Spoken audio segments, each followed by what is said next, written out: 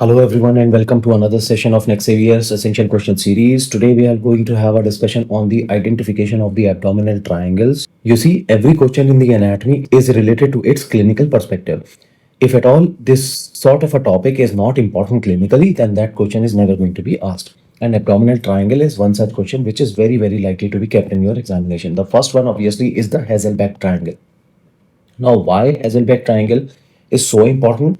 Because it is the classical site for the direct inguinal hernia, which protrudes out medial to the inferior epigastric vessels. Now, while performing surgery, it is the key landmark in the hernial repair, whether laparoscopic or open. So, obviously, what is the most common or prominent question asked from you is that what are the borders? So, the medial border is provided by the lateral border of the rectus abdominis. The lateral border is provided by the inferior epigastric vessels, and the inferior border is provided by the inguinal ligament. So this is what is important for you to remember. What are the common question asked in NEET PG and FMG examination related to this is what is the difference in between direct and indirect inguinal hernia, boundaries of the triangle, and what is the hernia which protrudes from Hazelbeck's triangle. So these are the questions for you. Second triangle is known by the name of triangle of doom. Now this triangle is known by this name because of a reason, because it contains the external iliac vessels. And while performing a laparoscopic surgery, if you place a tack, a device which is often a metallic spiral or a small fastener which is used to secure mesh during the abdominal wall. So if you place a tack over here during laparoscopic mesh repair, it can cause massive bleeding because of the presence of the external iliac vessels. So this is a surgical danger zone, and that is the reason why it is very frequently asked in the MCQs. So what is particularly asked from you are the contents. What are the contents in the triangle of doom and what must be avoided in this particular area? Now this triangle obviously is going to have the borders. So the medial border is provided by the vas deferens, the lateral border is by the gonadal vessels, and the base is by the peritoneal fold. So as you can see over here that the medial border is provided by the ductus deferens, that is vas deferens. So this is the medial border. The lateral border is by the gonadal vessels and the base is provided by the peritoneal fold. So this is the triangle of doom. Next is the triangle of pain. This triangle of pain is known by this name because it contains important nerves. And the nerves which are present in this region are the genitofemoral nerve, the femoral nerve, and the lateral cutaneous nerve of thigh. Now, if these are injured during laparoscopic hernial repair, then the patient often can develop a chronic groin pain or numbness. That is why it is considered to be a painful mistake. And what are the boundaries of this triangle of pain? So the medial one obviously is by the gonadal vessels, the lateral is by the iliopubic tract, and the base is by the peritoneal reflection. And what is the significance of this triangle of pain? Because it contains the genitofemoral, femoral, and the lateral cutaneous nerve of thigh. That is why it is recommended to avoid placing the tacks over here because the condition can be extremely painful after the surgery. Now, what are the frequently asked questions out of this particular topic? One, that they ask you about the nerves, just now you came to know, and what are the reasons why it has to be avoided along with the boundaries. So this is the third triangle that you came to know about. The first one obviously was the Hazelbeck, the second one was the triangle of doom, and the third one is the triangle of pain.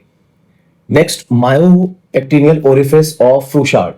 You know why this myopectineal orifice of Fouchard is significant? Because it is the large anatomical gateway through which all types of groin hernias can occur. All types means direct, indirect, or femoral.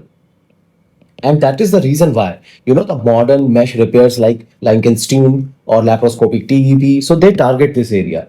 And what, as an anatomy student, you have to remember are the boundaries of this orifice.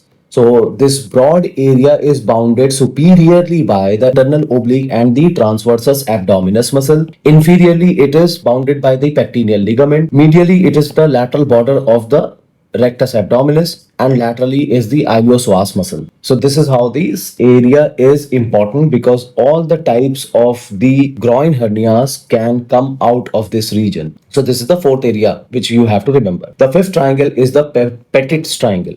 Now, Petit's triangle, why is it important? Because although it is rare, But the lumbar hernias, they can occur because of the trauma or post surgery. Now surgeons, they usually must check this triangle when evaluating a flank swelling. So what are the boundaries of the petit triangle? Simple. It is medially bounded by the latissimus dorsi muscle. Laterally it is by the external oblique fibers, and inferiorly by the iliac crest. And in at the floor there is a presence of the internal oblique muscle. As you should remember that although rare, but lumbar hernias can occur here.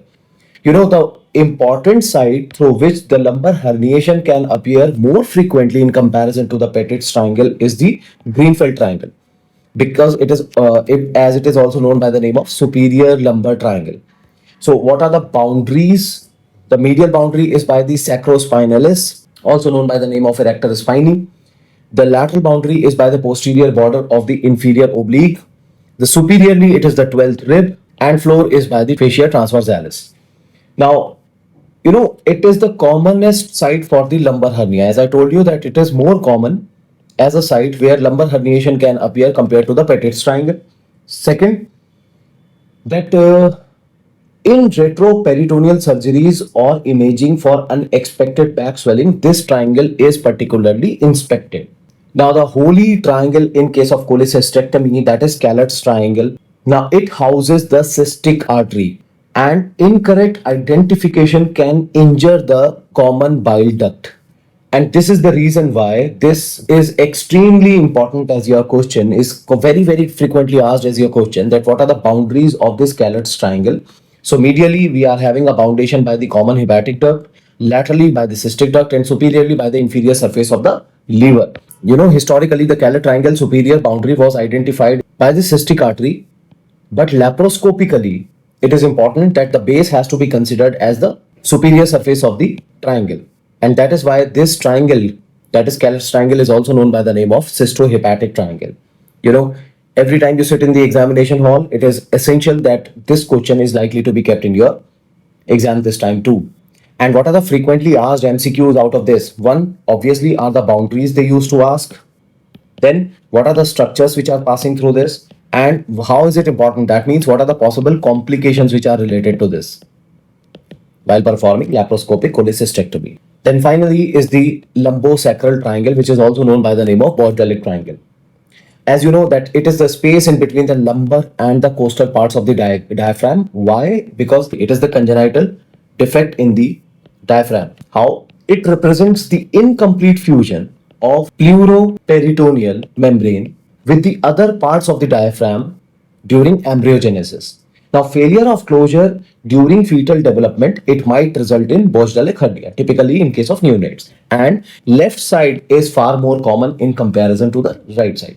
And it is considered to be a site for congenital diaphragmatic hernia. So that is the reason why lumbocostal triangle or Borzdelic triangle is important.